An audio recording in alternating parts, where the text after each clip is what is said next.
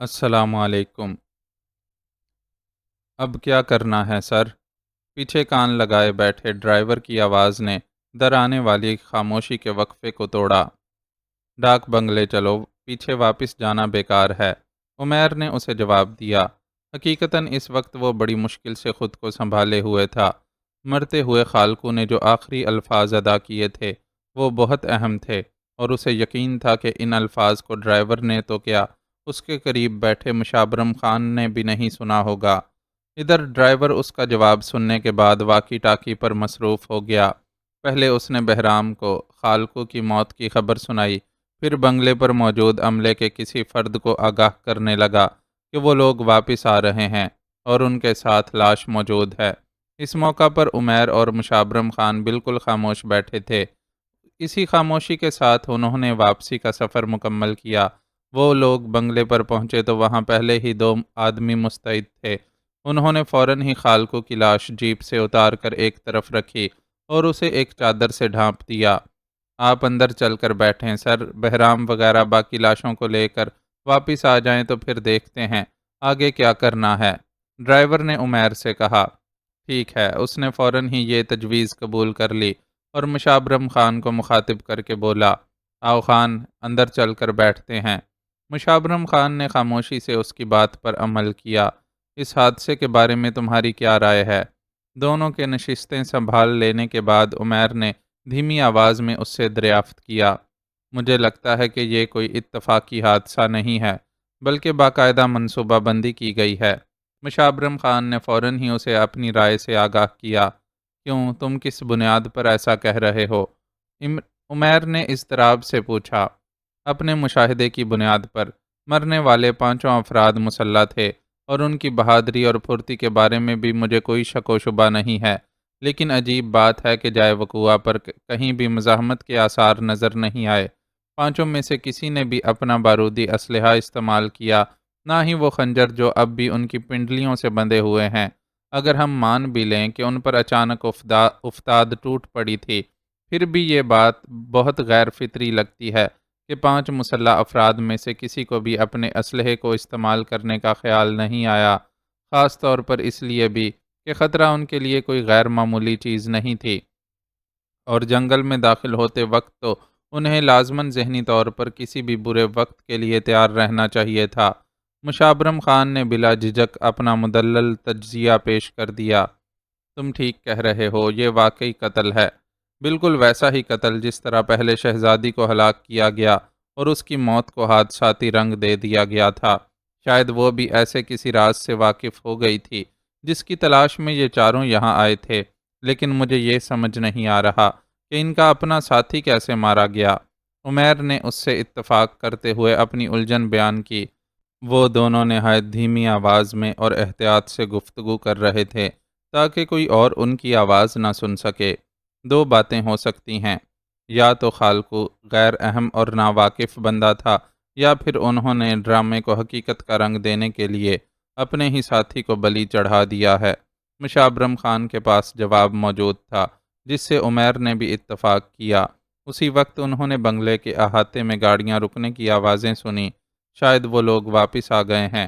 عمیر بے قراری سے اپنی جگہ سے اٹھا، مشابرم خان نے اس کی پیروی کی اور وہ دونوں آگے پیچھے چلتے ہوئے باہر پہنچے۔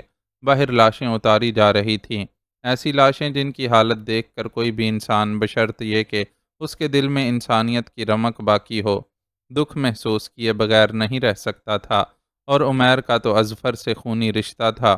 اس نے اپنے دل میں دکھ کی ایسی انی اترتی ہوئی محسوس کی جس کا زخم روح تک میں اتر گیا۔ ہمیں نواب نوازش علی سے ملنا ہے۔ وہ دو سادہ پوش تھے جن کا ہیئر سٹائل اور باڈی لینگویج ان کے یونیفارم میں نہ ہونے کے باوجود اس بات کا اعلان کر رہی تھی کہ وہ قانون نافذ کرنے والے کسی ادارے سے تعلق رکھتے ہیں۔ گیٹ پر موجود چوکیدار خواجہ سرا ان دونوں کو دیکھ کر گھبرا گیا۔ پہلے ہی رنجنی کے غیاب سے کوٹھی کی فضا خاصی کشیدہ تھی۔ آشا نے اس کی جان کھا لی تھی کہ اس کے ہوتے ہوئے رنجنی کوٹھی سے کیسے غائب ہوئی۔ اس نے قسمیں کھا کھا کر آشا کو یقین دلایا تھا کہ وہ ساری رات نہایت چابک دستی سے اپنی ڈیوٹی انجام دیتا رہا ہے، اور پوری رات کے دوران کسی انسان کا تو کیا، ایک چڑیا کا بچہ بھی کوٹھی سے باہر نہیں گیا، لیکن آشا نے پھر بھی اسے نہیں بخشا تھا اور یہی کہتی رہی تھی کہ وہ غفلت کا مرتکب ہوا ہے۔ ان مخدوش حالات میں سادہ پولیس والوں کا نواب صاحب سے ملنے کے لیے آنا خاصا معنی خیز تھا۔ نواب صاحب تو تشریف نہیں رکھتے، آپ لوگ اپنا کارڈ وغیرہ دے جائیں، وہ آئیں گے تو انہیں آگاہ کر دیا جائے گا۔ اس نے جان بوجھ کر آنے والوں کی پہچان سے تغافل برتتے ہوئے جواب دیا۔ ویسے بھی آج کے لیے آشا کی یہی ہدایت تھی کہ آنے والے ہر ملاقاتی کو باہر سے ہی ٹال دیا جائے۔ کوٹھی میں ان خواجہ سراؤں کا اتنا اثر و رسوخ تھا کہ نواب صاحب کے مینیجر کو بھی بلا اجازت انیکسی سے نکل کر کوٹھی کا رخ کرنے کی ہمت نہیں ہوتی تھی۔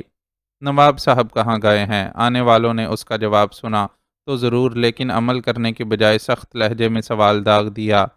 مالک کے معاملوں کی نوکر کو بھلا کیا خبر؟ وہ اپنی مرضی کے مالک ہیں، جب چاہیں جہاں چاہیں جائیں اور جب چاہیں واپس آئیں۔ ہم غریبوں کو ان سے سوال کرنے کی جرت کیسے ہو سکتی ہے؟ اس نے بڑا سیاسی سا جواب دے کر ایک طرح سے واضح کر دیا کہ اگلا کوئی سوال بھی بیکار ہے اور وہ انہیں اپنے مالک کی مصروفیات سے قطعی آگاہ نہیں کر سکتا۔ ٹھیک ہے، نواب صاحب موجود نہیں بھی ہیں تو ہمیں کوئی فرق نہیں پڑتا۔ ہمارے پاس کوٹھی کا سرچ وارنٹ موجود ہے اور ہم یہاں کی تلاشی لینا چاہتے ہیں۔ آنے والوں نے یہ ظاہر کیے بغیر کہ وہ پچھلے کئی گھنٹوں سے کوٹھی کو زیر نگرانی رکھے ہوئے ہیں اور جانتے ہیں کہ نواب صاحب کوٹھی سے باہر نہیں نکلے، اسے اپنی آمد کے مقصد سے آگاہ کیا۔ क्षमा چاہتی ہوں صاحب، نواب صاحب کی غیر موجودگی میں کسی کو کوٹھی میں آنے کی اجازت نہیں دی جا سکتی۔ تم سے اجازت کون مانگ رہا ہے؟ ہم صرف قانون کی اجازت لیتے ہیں اور قانون نے ہمیں یہ اجازت دے دی ہے۔ اس کا جواب سن کر آنے والوں کا غصہ کئی گنا بڑھ گیا اور انہوں نے ترشی سے جواب دیتے ہوئے اس پر اپنی پوزیشن واضح کر دی۔ پھر ان میں سے ایک نے فضا میں ہاتھ بلند کر کے ایک خاص قسم کا اشارہ کیا تو جانے کن کونے خدروں میں چھپے ہوئے مسلح افراد سامنے آ گئے۔ ان مسلح افراد کو دیکھ کر چوکی دار کے چہرے پر ہوائیاں اڑنے لگیں۔ ایک منٹ رکیں صاحب، میں اندر سے مینیجر کو بلواتی ہوں۔ چوکی دار خواجہ سرا کی گھبراہٹ لازمی تھی۔ وہ اس کوٹھی کے رازوں سے واقف تھا اور جانتا تھا کہ پولیس نے اگر کوٹھی کے اندر سرچ آپریشن کیا تو نہ صرف نواب صاحب کو دریافت کر لے گی بلکہ اسلحے کا وہ ذخیرہ بھی نظروں میں آ جائے گا جسے نواب صاحب کی لا علمی میں کوٹھی کے تہہ خانے میں رکھا گیا ہے۔ ٹھیک ہے، بلواؤ مینیجر کو، دیکھتے ہیں وہ کتنا ترم خان ہے اور ہمیں کیسے روکتا ہے۔ وہ لوگ سمجھ رہے تھے کہ چوکی دار تاخیری حربے آزما کر کسی طرح انہیں سرچ آپریشن سے روکنا چاہتا ہے، لیکن ان کی تیاری بھی مکمل تھی اور انہوں نے کوٹھی کے اطراف میں اتنا زبردست محاصرہ کر رکھا تھا کہ کسی کا بھی یہاں سے بچ کر بھاگ نکلنا مشکل تھا۔ آشا دیدی، مینیجر صاحب کو باہر بھیج دیں۔ باہر پولیس والے آئے ہیں اور کہتے ہیں کہ ان کے پاس کوٹھی کی تلاشی کا وارنٹ موجود ہے۔ مینیجر کو بلوانے کا تو محض بہانہ تھا، اصل میں اسے اندر کی کمانڈ سنبھالے بیٹھی آشا کو آگاہ کرنا تھا۔ اس لیے بجائے مینیجر سے براہ راست رابطہ کرنے کے آشا کو انٹرکام پر اطلاع دی۔ ٹھیک ہے، انہیں انتظار کرواؤ، مینیجر ابھی آتا ہے، آشا نے گمبھیر لہجے میں اس کی بات کا جواب دیا۔ کئی منٹ کے انتظار کے بعد سن رسیدہ منحنی سا مینیجر ہانپتا کانپتا گیٹ پر نمودار ہوا۔ یہ میں کیا سن رہا ہوں سر، آپ نواب نوازش علی کی کوٹھی کی تلاشی لینا چاہتے ہیں؟ اس نے نہایت حیرت کا مظاہرہ کرتے ہوئے آنے والوں سے دریافت کیا۔ یہ اور بات کہ اس کی حیرت کے اظہار پر چہرے پر چھایا ہوا خوف غالب تھا۔ اگر یقین نہیں آتا تو یہ وارنٹ دیکھ لو۔ آفیسر نے اس کی طرف وہ وارنٹ بڑھایا جس کو چوکیدار نے ہاتھ تک نہیں لگایا تھا۔ مینیجر نے اس کے ہاتھ سے کاغذ لے کر غور سے پڑھا۔ سرکاری حکم سے انکار نہیں سر، لیکن ذرا سوچیں کہ اگر مسلح افراد نے کوٹھی کی تلاشی لی تو نواب صاحب کی عزت ملیہ میٹ ہو جائے گی۔ لوگ کیا کہیں گے کہ نواب نوازش علی کی کوٹھی پر پولیس نے ریڈ کیا ہے۔ آپ کو جو بھی شبہ ہے وہ غلط ہے۔ نواب صاحب ایک امن پسند شہری ہیں، اس لیے میری آپ سے درخواست ہے کہ ان کی عزت کا خیال کریں، اور اگر یہ معاملہ کسی اور طرح سیٹل ہو سکتا ہے تو بتائیں، ہم آپ کی ہر طرح کی خدمت کے لیے تیار ہیں۔ مینیجر نہایت عاجزانہ لہجے میں بات کر رہا تھا، لیکن اس کی اس عاجزی کا جواب بڑی سختی سے دیا گیا۔ ہمیں لالچ دیتا ہے بڈھے، وہ اور لوگ ہوں گے جو چند ٹکوں کی خاطر اپنا ایمان بیچ دیتے ہوں گے۔ ہم جس کام کی تنخواہ لیتے ہیں اسے پورا کرتے ہیں، تیرے جیسوں کے بہکانے پر سیٹلمنٹ کرنے نہیں بیٹھ جاتے۔ تو اپنے عیاش نواب کی عزت کی کیا بات کرتا ہے؟ اس کوٹھی میں زنخوں کی فوج بھرتی کر کے اس نے بہت عزت کمائی ہے، جو ہمارے ریڈ کرنے سے خراب ہو جائے گی۔ ان میں سے ایک نے سخت طیش میں آ کر مینیجر کی پتلی سی گردن کو دبوچ لیا۔ منحنی سا مینیجر اس کے تیور دیکھ کر بری طرح ہانپنے لگا۔ اسے موبائل میں ڈلواؤ، اب ان لوگوں سے کوئی بات کرنا بیکار ہے، ہمیں زبردستی کوٹھی کے اندر گھسنا ہوگا۔ دوسرے افسر نے مشورہ دیا تو پہلے والے نے مینیجر کو اپنی پشت پر کھڑے سپاہی کی طرف دھکیل دیا۔ اسی وقت کوٹھی کی طرف سے ایک ہوائی فائر ہوا۔ رد عمل میں فوراً ہی سپاہیوں نے اپنی بندوقیں سیدھی کر لیں اور ان دونوں افسران نے بھی بغلی ہولسٹر میں موجود خوفناک گنیں کھینچ لیں، لیکن پھر بھی ان سے ذرا سی چوک ہو گئی تھی اور مینیجر سے نمٹنے کے دوران چوکیدار نے برق رفتاری سے اندر گھس کر گیٹ بند کر لیا تھا۔ بہتر ہے کہ تم لوگ یہاں سے دور ہٹ جاؤ، ہم اپنی جان پر کھیل جائیں گے لیکن کسی کو کوٹھی کے اندر داخل نہیں ہونے دیں گے۔ فائر کی آواز معدوم ہوتے ہی اندر سے کسی نے چیخ کر کہا، قانون کے مقابل آ کر تم لوگ اپنے لیے مشکلات کھڑی کر رہے ہو۔ کوٹھی پوری طرح محاصرے میں ہے اور ہماری نظروں میں آئے بغیر چڑیا کا بچہ بھی باہر نہیں نکل سکتا، اس لیے بہتر ہوگا کہ ہمیں اندر آنے کا راستہ دے دو۔ ہم اپنا کام بغیر خون خرابے کے خاموشی سے کرنا چاہتے ہیں۔ ادھر سے جواب دیا گیا، خون خرابہ اسی صورت میں ہو سکتا ہے کہ تم لوگ کوٹھی کے آس پاس سے محاصرہ ختم نہ کرو اور ہمیں یہاں سے محفوظ طریقے سے نکلنے سے روکو۔ ہمارے لیے جان دینا اور لینا کوئی مشکل بات نہیں ہے، لیکن یاد رکھو کہ اگر تم نے ہماری بات نہیں مانی تو نواب نوازش علی اور اس کی فیملی بے موت ماری جائے گی۔ اپنی بات نہ ماننے کی صورت میں ہم انہیں ایک ایک کر کے ہلاک کر دیں گے۔ اندر سے مزید جارحانہ لہجے میں دھمکی دی گئی۔ ہم اس دھمکی میں آنے والے نہیں ہیں، ابھی کچھ دیر پہلے ہی چوکیدار نے ہمیں بتایا ہے کہ نواب صاحب کوٹھی میں موجود نہیں ہیں۔ ادھر والوں کو بھی سب حقیقت حال سے آگاہی تھی لیکن محض وقت لینے کے لیے یہ جواب دیا۔ اس بات کا خدشہ تو پہلے ہی موجود تھا کہ اندر والوں نے مزاحمت کی تو سب سے پہلا قدم وہ یہی اٹھائیں گے کہ نواب صاحب اور ان کی فیملی کو یرغمال بنانے کی کوشش کریں۔ جاوید علی نے انہیں حالات سے جس حد تک آگاہ کیا تھا اس کے مطابق نواب نوازش علی کی فیملی محفوظ تھی، لیکن خود ان کی اور ان کے ایک جانثار خواجہ سرا کی حفاظت کے لیے جاوید علی کچھ نہیں کر سکا تھا اور وہ بدستور خطرے میں تھے۔ تم سے جھوٹ کہا گیا تھا، سچ یہ ہے کہ نواب نوازش علی، اس کی فیملی اور اس کی وفادار ملازمہ اب بھی اندر موجود ہے۔ اگر تم نے ہماری بات نہ مانی تو وہ سب اپنی جان سے چلے جائیں گے۔ اندر سے جواب دیا گیا، ہم تمہاری بات کا یقین نہیں کر سکتے، تم ثبوت دینے کے لیے نواب صاحب کو کوٹھی کی چھت پر لے آؤ تاکہ ہم انہیں اپنی آنکھ سے دیکھ سکیں۔ ادھر سے مطالبہ کیا گیا، تم نے ہمیں بیوقوف سمجھ رکھا ہے کیا؟ ہمیں معلوم ہے کہ جیسے ہی ہم میں سے کوئی نواب صاحب کو لے کر کوٹھی کی چھت پر پہنچے گا تمہارا سنائپرز اسے شوٹ کر دے گا۔ اندر سے چلاتی ہوئی آواز میں جواب دیا گیا۔ ایک گھنے درخت کی شاخوں میں بیٹھا جاوید علی اس آواز کو شناخت کر سکتا تھا۔ وہ یقینی طور پر آشا تھی جو اس وقت دہشت گردوں کے اس ٹولے کی کمانڈ سنبھالے ہوئے تھی۔ اس سے کہو کہ نواب صاحب کو چھت کی بجائے اوپری منزل کی سامنے والی کھڑکی میں لے کر آئے۔ کھڑکی میں وہ خود کو چھت کے مقابلے میں خاصا محفوظ سمجھے گی۔ آگے میرا کام ہے کہ میں انہیں کس طرح سنبھالتا ہوں۔ اس موقع پر جاوید علی نے اپنی خاموشی توڑ کر باہر موجود آفیسر سے رابطہ کر کے اسے مشورہ دیا۔ آفیسر نے فوراً اس مشورے پر عمل کیا کیونکہ وہ جانتا تھا کہ اصل مسئلہ نواب صاحب اور ان کے وفادار خواجہ سرا کا ہے۔ اس خواجہ سرا کے بارے میں یقین سے نہیں کہا جا سکتا تھا کہ وہ زندہ بھی ہے یا نہیں۔ خواتین کے بارے میں البتہ معلوم تھا کہ وہ محفوظ ہیں اور انہیں ان کی فکر کرنے کی ضرورت نہیں ہے۔ ٹھیک ہے، میں تمہاری یہ بات مان رہی ہوں، لیکن یاد رکھنا کہ ہمارے ساتھ کوئی چال چلنے کی کوشش نہ کرنا۔ آفیسر کے مطالبے کے جواب میں آشا نے تھوڑا سا توقف کیا، پھر دھمکی دیتے ہوئے بولی، دھوکے کی صورت میں فوراً ہی نواب صاحب کو گولی مار دی جائے گی اور اس کے بعد باقی لوگوں کو بھی۔ ہماری جانیں تمہیں کسی صورت سستی نہیں پڑیں گی اور ہم یہاں سے زندہ نہیں نکل سکے تو کسی اور کا جیون بھی نہیں بچے گا۔ ٹھیک ہے، ہم نے سب سن لیا ہے، پہلے تم نواب صاحب کو تو سامنے لاؤ، پھر ہم دوسرے مسئلوں پر بات کریں گے۔ مجاز آفیسر نے اسے جواب دیا۔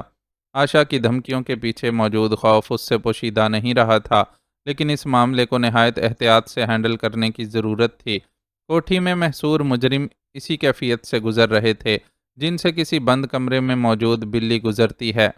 اس محصور و مجبور بلی سے پلٹ کر پنجہ مارنے کا اندیشہ رہتا ہے، اور یہاں بھی سب کی نہیں تو کم از کم نواب نوازش علی اور کاجل کی زندگی خطرے میں تھی۔ اخلاقی بے راہ روی کے باوجود ابھی تک اس بات کا کوئی ثبوت نہیں ملا تھا کہ نواب صاحب ملک دشمن کارروائیوں میں ملوث ہیں، بلکہ آثار سے یہی لگتا تھا کہ ان کی کمزوریوں سے فائدہ اٹھاتے ہوئے ان کی لا علمی میں انہیں استعمال کیا جا رہا ہے۔ ادھر درخت پر چھپا جاوید علی پوری طرح ہوشیار تھا۔ اس نے نواب صاحب کو کوٹھی کی بالائی منزل پر پہنچانے کی تجویز اس لیے پیش کی تھی کہ اسے معلوم تھا وہاں تک پہنچنے کے لیے اسی راستے سے گزرنا پڑے گا جہاں وہ گھات لگائے بیٹھا تھا۔ امکان یہی تھا کہ نواب صاحب کو بالائی منزل پر آشا خود لے کر جائے گی، البتہ وہ اپنی معاونت کے لیے ایک دو افراد کو ساتھ رکھ سکتی تھی، اور محفوظ پوزیشن پر ہونے کی وجہ سے جاوید علی کے لیے دو تین افراد سے بیک وقت نمٹنا بالکل بھی مشکل نہیں تھا۔ وہ راستے پر آنکھیں جما کر بیٹھ گیا۔ اس کے اندازے کے برخلاف وہاں سے نواب صاحب اور آشا کے نمودار ہونے کے بجائے دو اسلحہ بردار خواجہ سرا بھاگتے ہوئے آئے۔ اس نے ان کے پیچھے دیکھنے کی کوشش کی، حد نظر تک کوئی اور موجود نہیں تھا۔ شاید آشا نے خود اوپر جانے سے پہلے ان دونوں کو جائزہ لینے کے لیے بھیجا تھا، یا یہ بھی ممکن تھا کہ وہ لوگ اپنے دعوے کی سچائی ظاہر کرنے کے لیے اوپر موجود خواتین کو اپنی تحویل میں لینے کی کوشش میں اس طرف آئے ہوں۔ جاوید علی چاہتا تو آسانی سے ان دونوں کو نشانہ بنا سکتا تھا، لیکن مسئلہ یہ تھا کہ ان کو ذکر پہنچتے ہی آشا تیار ہو جاتی اور خطرے کو بھانپنے کے بعد ادھر کا رخ نہ کرتی۔ بذریعہ طاقت ان لوگوں کے لیے کوٹھی پر قبضہ کر لینا کچھ مشکل نہیں تھا، لیکن وہ وہاں موجود بے گناہ انسانوں کی جانیں کسی صورت ضائع نہیں کر سکتے تھے۔ ان ساری مصلحتوں کے پیش نظر اس نے ان دونوں کو اپنی پہنچ میں ہونے کے باوجود اوپر جانے سے نہیں روکا۔ اوپر موجود خواتین کی طرف سے ویسے بھی اسے اطمینان تھا کہ وہ نواب صاحب کی خوابگاہ میں محفوظ و مامون ہیں۔ نزدیک سے گزرنے پر اس نے خواجہ سراؤں کو شناخت کر لیا تھا۔ وہ مدھو اور نندنی تھیں، مبینہ طور پر مقتول شالنی کی وفادار اور اب آشا کی فرما بردار۔ مدھو اور نندنی کے وہاں سے جاتے ہی آشا نواب صاحب کے ساتھ کچھ اس طرح منظر پر آئی کہ اس نے نواب صاحب کو پسٹل کی زد میں لے رکھا تھا، اور لڑکھڑاتے ہوئے نواب صاحب ایک دوسرے خواجہ سرا کے سہارے آگے بڑھ رہے تھے۔ پسٹل کے علاوہ آشا کے شانے سے ایک خوفناک کلاشنکوف بھی لٹک رہی تھی، جبکہ اس کی ساتھی بھی پوری طرح مسلح تھی۔ صاف لگتا تھا کہ وہ لوگ مرنے اور مارنے کے لیے پوری طرح تیار ہیں۔ جاوید علی سنبھل گیا اور اس کے بے آواز پسٹل سے گولی نکل کر آشا کے پسٹل والے ہاتھ میں پیوست ہو گئی۔ پسٹل ایک جھٹکے سے اس کے ہاتھ سے نکل کر دور جا گرا اور اس نے کراہتے ہوئے اپنے زخمی ہاتھ کو دوسرے ہاتھ سے تھام لیا۔ جاوید علی اس کا رد عمل دیکھنے کے لیے رکا نہیں، بلکہ فوراً ہی دوسرے خواجہ سرا پر گولی داغ دی۔ یہ اتفاق ہی تھا کہ خواجہ سرا اپنے بچاؤ کے لیے نواب صاحب کو چھوڑ کر نیچے بیٹھ گیا، اور وہ گولی جو شاید اس کے نچلے جسم کے کسی حصے پر پیوست ہوئی تھی اس کے سر میں گھس گئی، جس کے جان لیوا ہونے میں کوئی شک ہی نہیں کیا جا سکتا تھا۔ مدہوش نواب صاحب بھی اس کے سہارے سے محروم ہوتے ہی زمین بوس ہو گئے تھے اور حالت کی سنگینی سے بے خبر خاک چاٹ رہے تھے۔ آشا نے البتہ زخمی ہونے کے باوجود کارکردگی دکھانے کی کوشش کی اور شانے سے لٹکی کلیشن کو اتارنے لگی، لیکن اس کی یہ کوشش جاوید علی نے ناکام بنا دی۔ اس بار اس کی چلائی ہوئی گولی نے آشا کے بازو کو نشانہ بنایا تھا۔ دونوں ہاتھ زخمی ہونے کے بعد وہ مجبور تھی اور مقابلے پر ڈٹ نہیں سکتی تھی، اس لیے شدید تکلیف میں مبتلا ہونے کے باوجود بھاگ کر خود کو محفوظ کرنے کی کوشش کی، لیکن یہ کوشش بھی جاوید علی نے ناکام بنا دی۔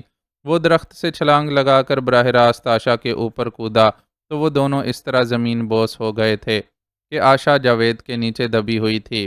تم لوگوں کو یہ حرکت بہت مہنگی پڑے گی، صرف ہم دونوں کو زیر کر لینے سے تمہیں کامیابی نہیں ملے گی، ہمارے علاوہ اور بھی ہیں جو نواب صاحب اور ان کی فیملی کو مار ڈالیں گے۔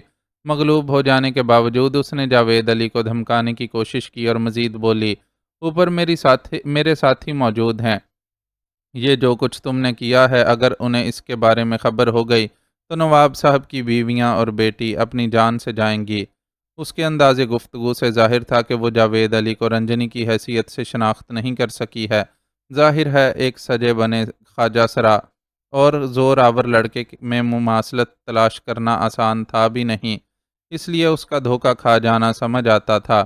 یقیناً اس کے بارے میں وہ یہی اندازہ لگا سکی تھی کہ وہ باہر موجود فورس کا کوئی کمانڈو ہے جو کسی طرح کوٹھی میں داخل ہونے میں کامیاب ہو گیا ہے۔ نواب صاحب کی فیملی کا ذکر چھوڑو اور فی الحال اپنی فکر کرو، اگر تم نے میری بات نہیں مانی تو میری تیسری گولی سیدھی تمہارے بھیجے میں اترے گی۔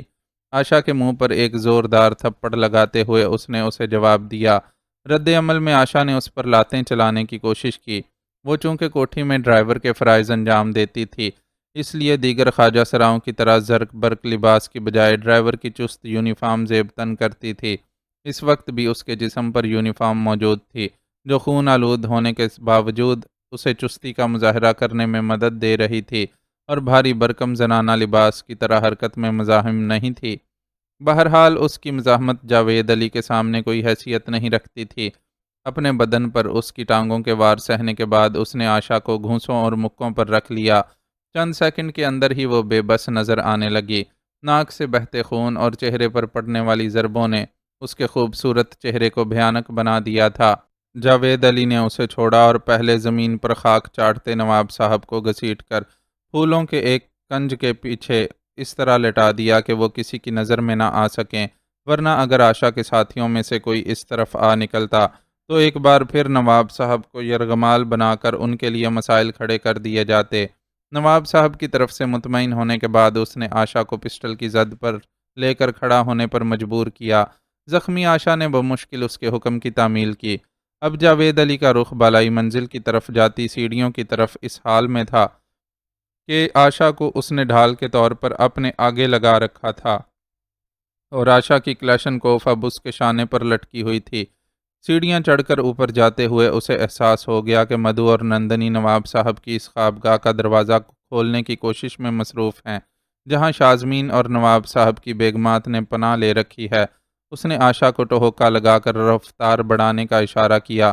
اس کے قدموں کی واضح آہٹیں سن کر یقیناً مدھو اور نندنی متوجہ ہو گئی تھیں۔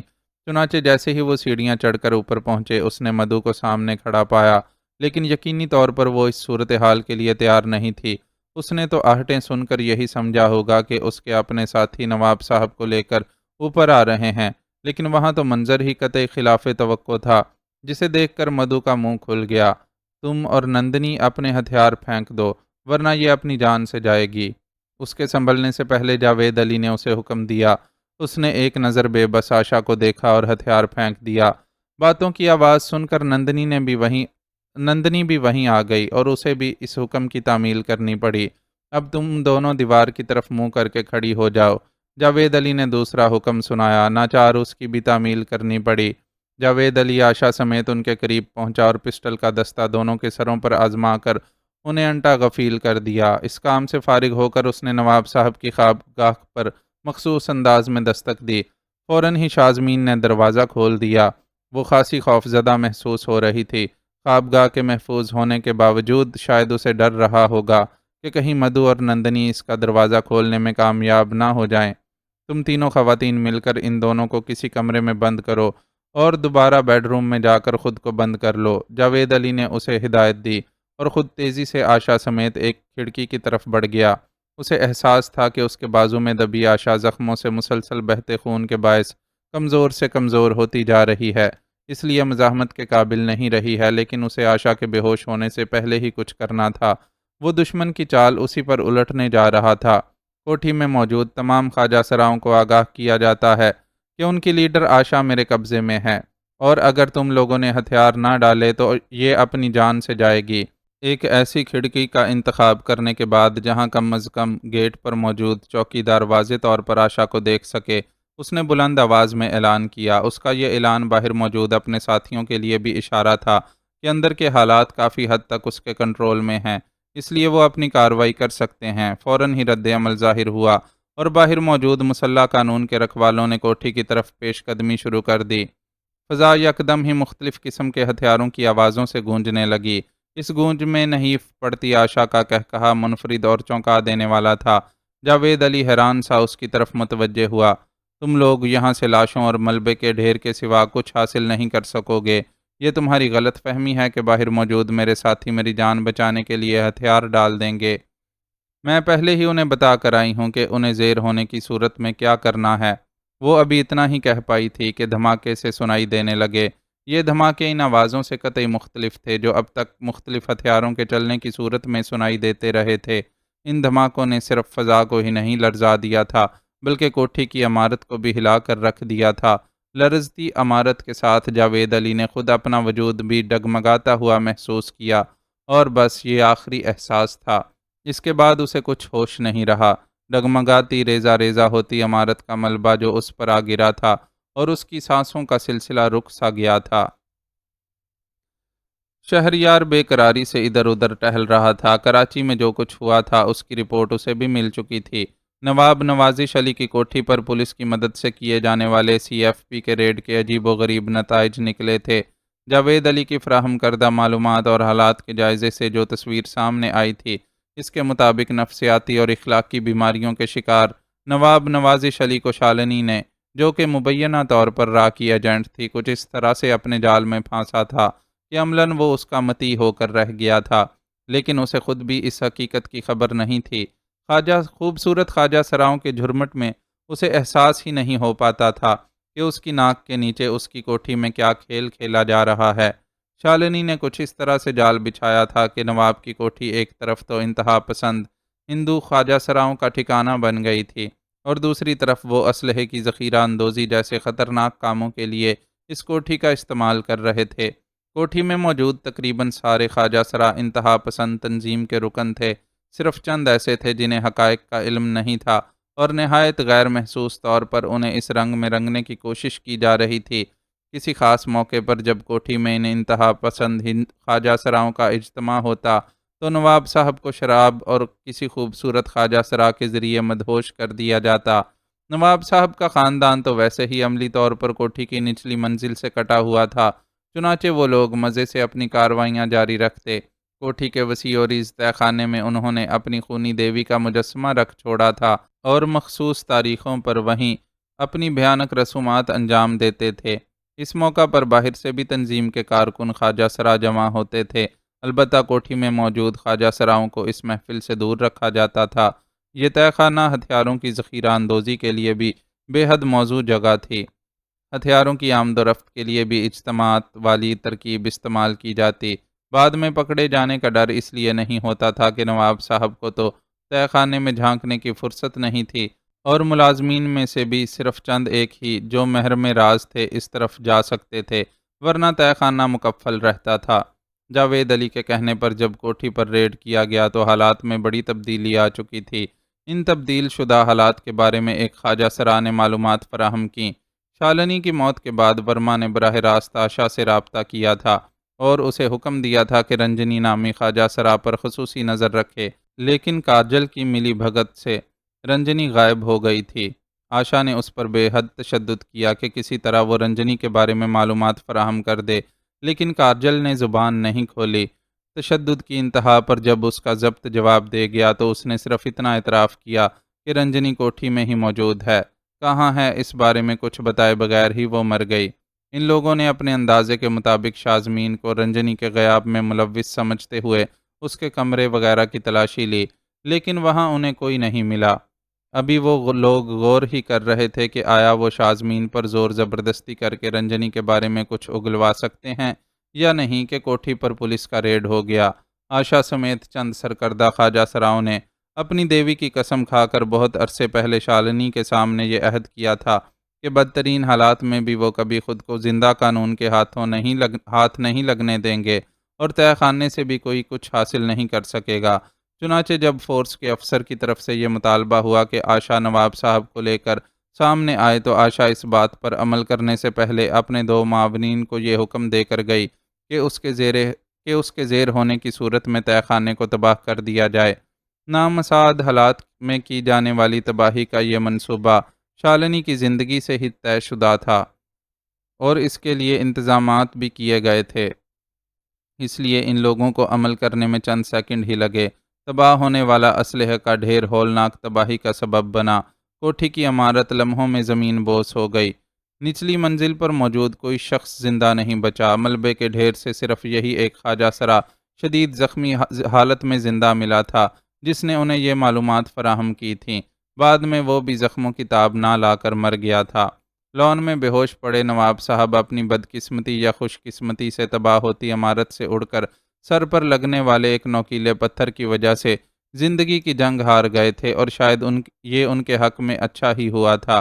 ورنہ زندہ رہنے کی صورت میں انہیں جس ذلت اور رسوائی سے گزرنا پڑتا، اسے وہ اپنی تمام تر اخلاقی کجروی کے باوجود سہ نہیں سکتے تھے، کیونکہ لاکھ بگڑے ہوئے صحیح تھے تو ایک عزت دار خاندان کے چشم و چراغ، جن کے ہاں اپنی تمام تر عیش پرستی کے باوجود وطن سے غداری کا تصور نہیں کیا جا سکتا تھا۔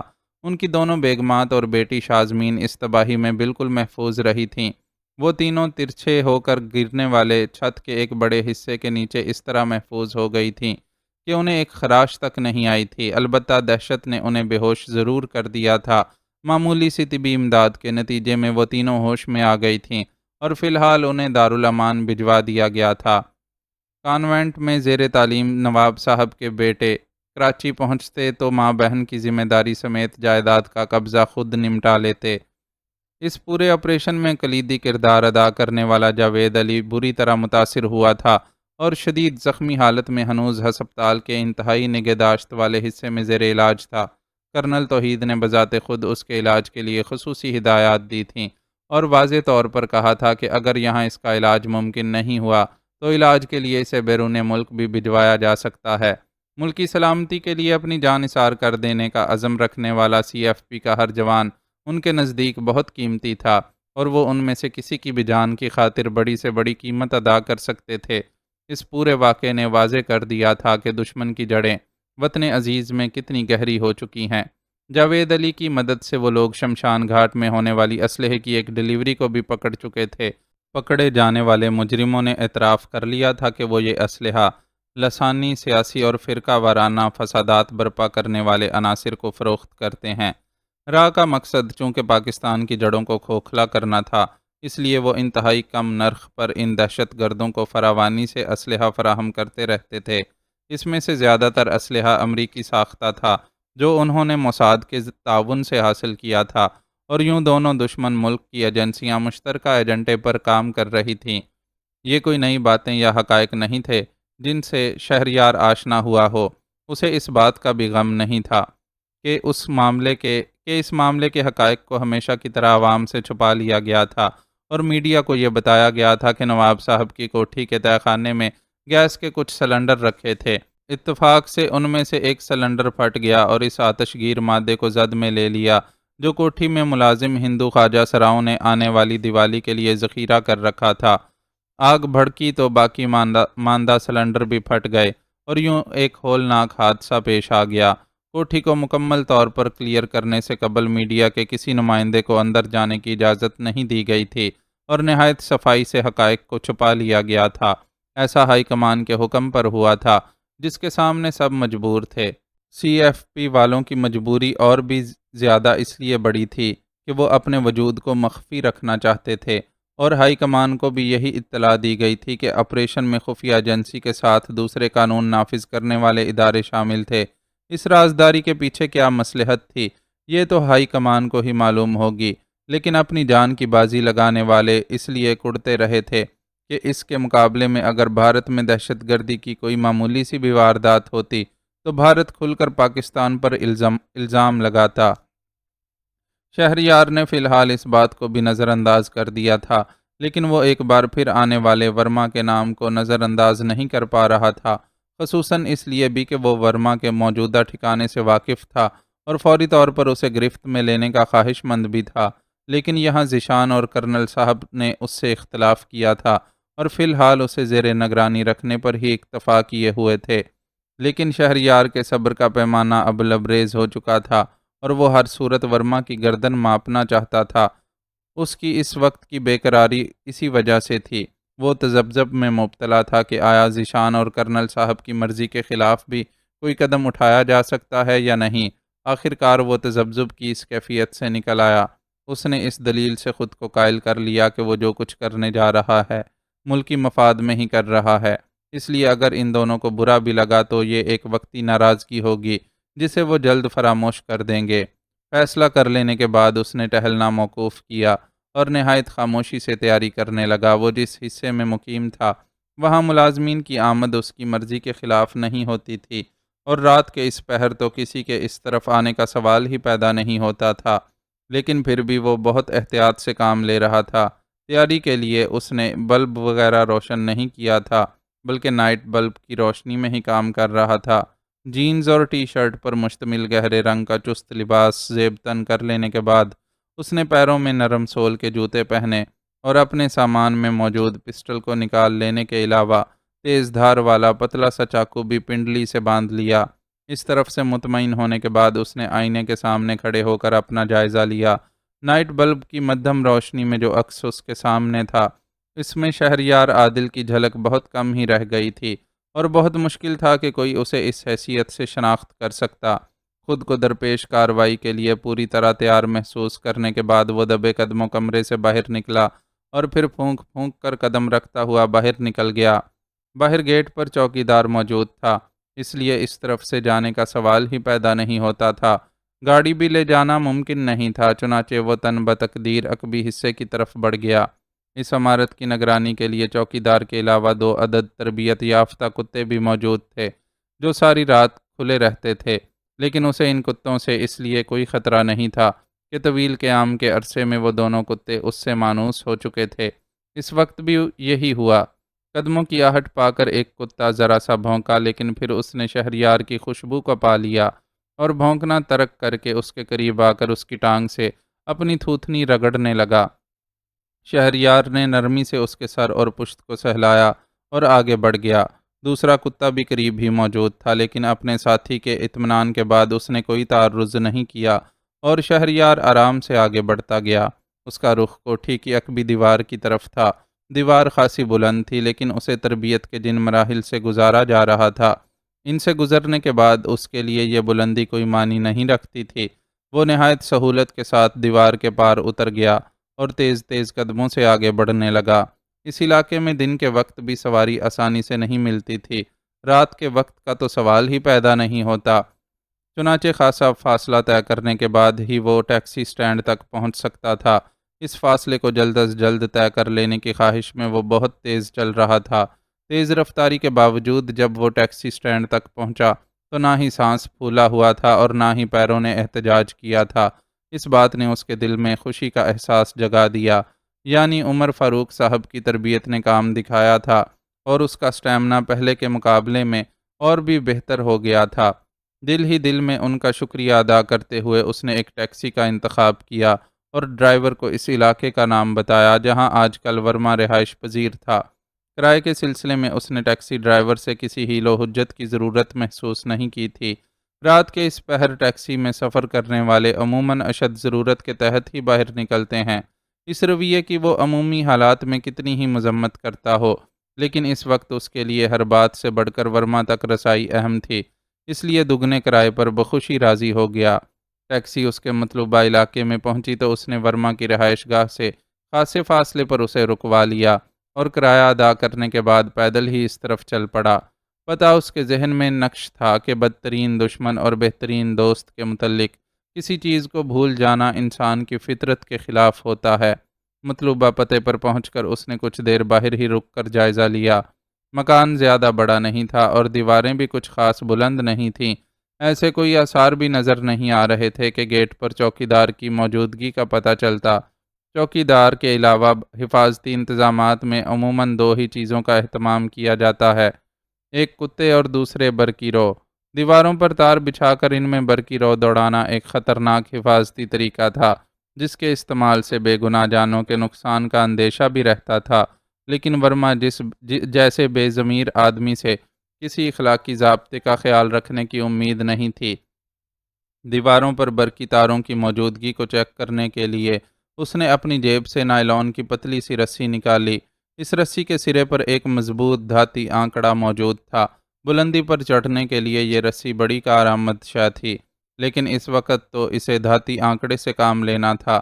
اگر دیوار میں کرنٹ موجود ہوتا تو دھاتی آنکڑے سے ٹکرانے کی صورت میں رد عمل ظاہر ہوتا اور ننگے تاروں سے دھاتی آنکڑا ٹکرانے کی صورت میں رات کی تاریکی میں چنگاریاں سی اڑتی صاف نظر آتیں، لیکن جب اس نے تجربہ کیا تو ایسا کچھ نہیں ہوا۔ احتیاطاً اس نے تجربے کو ایک بار پھر دہرایا، لیکن نتیجہ وہی رہا تو اطمینان سے دیوار پر چڑھ گیا۔ دیوار پر چڑھنے کے بعد اس نے لمحہ بھر کے لیے توقف کیا اور کتوں کی موجودگی کی سن گن لینے کی کوشش کی۔ نیم تاریک احاطے میں اسے کچھ نہیں دکھائی دیا۔ زیادہ دیر دیوار پر رکنا مناسب نہیں تھا، اس لیے وہ پنجوں کے بل اندر کود گیا۔ جچی تلی چھلانگ کے نتیجے میں بہت ہی مدھم آواز پیدا ہوئی، لیکن بہرحال اگر وہاں کتے موجود ہوتے تو ضرور متوجہ ہوتے۔ اسے بے حد حیرت ہوئی کہ ورما حفاظتی اقدامات کی طرف سے اتنا بے فکر کیوں تھا۔ پھر اسے یاد آیا کہ کراچی میں بھی جب اس نے ورما کے اپارٹمنٹ میں گھس کر اسے قابو کیا تھا تو وہاں بھی ایسا کوئی انتظام نہیں تھا۔ شاید ورما کو خود پر حد سے زیادہ اعتماد تھا، جو اس قسم کا اہتمام غیر ضروری سمجھتا تھا۔ فی الحال اس کے پاس ورما کی نفسیات سمجھنے کی فرصت نہیں تھی، چنانچہ کھڑے ہو کر قدم آگے بڑھائے۔ احتیاط کے پیش نظر وہ مکان میں کودتے ہی اپنا پسٹل باہر نکال چکا تھا اور اب اسے تھامے ہوئے آہستگی سے آگے بڑھ رہا تھا۔ سب سے پہلے اس نے دروازے کو چیک کیا، حسب توقع وہ اندر سے بند تھا۔ دروازے کے بعد وہ کھڑکیوں پر تباہ آزمائی کرنے لگا۔ یہ سلائیڈنگ ونڈوز تھیں جن کے اندر گرل موجود نہیں تھی، لیکن یہ اہتمام تھا کہ اندر سے لاک ہو سکیں اور کوئی شخص باہر سے انہیں کھول نہ سکے۔ حال کھڑکیوں کا شیشہ تھوڑی سی کوشش سے توڑنا ممکن تھا، لیکن ظاہر ہے اس صورت میں شور ہوتا اور اندر موجود ورما متوجہ ہو جاتا۔ اس نے فیصلہ کیا کہ پہلے ساری کھڑکیاں چیک کر لے تاکہ اگر اتفاقاً کوئی کھڑکی کھلی رہ گئی تو اس سے اندر جایا جا سکے۔ دوسری صورت میں اسے یا تو چھت کا راستہ اختیار کرنا پڑتا یا کھڑکی کا شیشہ توڑنے کا رسک لینا پڑتا۔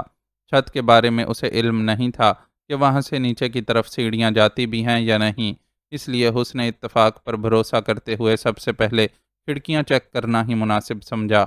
آخر تیسری کھڑکی پر اس کی امید بر آئی۔ یہ کھڑکی اندر سے لاک نہیں تھی اور دروازہ زور لگا کر کھولنے پر شیشہ آسانی سے ایک طرف کھسک گیا تھا۔ اس نے بے دھڑک اندر داخل ہونے کے بجائے پہلے جھانک کر اندر دیکھا۔ کمرہ سٹنگ روم کا منظر پیش کر رہا تھا اور وہاں جلتی مدھم روشنی میں وہ دیکھ سکتا تھا کہ وہاں کوئی ذی روح موجود نہیں ہے۔ کمرے میں ایک کمپیوٹر بھی رکھا تھا جس کی سکرین اس وقت تاریک تھی۔ وہ کھڑکی کی چوکھٹ پر ہاتھ جما کر اندر کود گیا۔ یہاں وہ ورما سے دو دو ہاتھ کرنے کے لیے آیا تھا اور امکان یہی تھا کہ اس وقت وہ اپنی خوابگاہ میں محو خواب ہوگا، اس لیے اس کمرے میں رکنے کو بیکار جان کر قدم دروازے کی طرف بڑھائے، لیکن پھر رکنا پڑا۔ رکنے کی وجہ گردن کی پشت پر محسوس ہونے والی لوہے کی ٹھنڈک تھی اور ایسا ہی ایک کھلونا اس کے ہاتھ میں بھی موجود تھا، اس لیے اسے پہچاننے میں مغالطہ نہیں ہو سکتا تھا کہ وہ پسٹل کی نال ہے جو کسی نے پشت سے اس کی گردن پر رکھی ہوئی ہے۔ پسٹل پھینک کر دونوں ہاتھ اوپر اٹھا لو، سرد آواز میں حکم دیا گیا، جس کی تعمیل کرنے کے سوا اس کے پاس کوئی چارہ نہیں تھا۔ اب دیوار سے لگ کر کھڑے ہو جاؤ۔ اسے پسٹل سے محروم کر دینے کے بعد دوسرا حکم دیا گیا۔ گردن پر ٹکی نال کی موجودگی میں انکاری کی گنجائش نہیں تھی، چنانچہ اس نے وہی کیا جس کا اسے حکم دیا گیا تھا۔ حکم دینے والا جو یقینی طور پر ورما ہی تھا اس کی جامہ تلاشی لینے لگا۔ شہریار ہونٹ بینچے بہت مشکل سے یہ سب برداشت کر رہا تھا۔ وہ ورما کو چیر پھاڑ کر رکھ دینے کی خواہش دل میں لے کر یہاں تک آیا تھا، لیکن جتنی آسانی سے یہاں تک پہنچا تھا اتنی ہی آسانی اور تیزی سے زیر کر لیا گیا تھا۔ بالکل ایسا لگ رہا تھا کہ ورما پہلے سے ہی گھات لگائے بیٹھا تھا اور اس کے اندر داخل ہوتے ہی ایکشن میں آ گیا تھا اور اب اپنے نفرت انگیز وجود کے ساتھ اس کی تلاشی لے رہا تھا۔ اس کام کے لیے وہ اپنا صرف ایک ہاتھ استعمال کر رہا تھا، دوسرے ہاتھ میں اس نے بدستور پسٹل تھام رکھا تھا اور اوپر سے نیچے تک ہاتھوں کے سفر کے ساتھ ساتھ پسٹل کا سفر بھی جاری تھا۔ وہ اس کی جیبوں میں اڑسا سامان نکال چکا تھا اور اب اس کا ہاتھ اس پیر پر متحرک تھا جس کے ساتھ اس نے تیز دھار والا چاقو باندھ رکھا تھا۔ ہاتھ اس مقام تک پہنچا تو ورما کی مشتاق انگلیوں نے فوراً ہی چاقو کی موجودگی کا اندازہ لگا لیا اور تیزی سے اس کی پینٹ کا پائچہ اوپر چڑھا کر چاقو کو بے نقاب کر دیا۔ یہ وہ لمحہ تھا جب شہریار کو محسوس ہوا کہ ورما کی توجہ اپنے پسٹل سے زیادہ اس کے چاقو پر مبذول ہے، چنانچہ اس نے ذرا بھی تاخیر کیے بغیر ایکشن میں آنے کا فیصلہ کیا اور چاقو بندی ٹانگ کو پھرتی سے حرکت دے کر پیچھے کی طرف اس طرح گھمایا کہ تلاشی لیتا ورما اس کی زد میں اچھی طرح آ جائے۔ اس کے اس غیر متوقع حملے نے ورما کو پیچھے کی طرف الٹا دیا، جبکہ شہریار نے اچھل کر فوراً سے پیشتر اپنی جگہ چھوڑ دی۔ اس کی یہ حکمت عملی اس کے حق میں بہتر ثابت ہوئی۔ اگر اسے لمحہ بھر کی بھی دیر ہو جاتی تو ورما کے پسٹل سے نکل کر دیوار سے ٹکرانے والی گولی خود اس کے بدن میں چھید کر چکی ہوتی۔ دیکھا جائے تو اس نے پسٹل بردار ورما پر اس طرح بنا دیکھے بالے حملہ کر کے بہت بڑا رسک ہی لیا تھا۔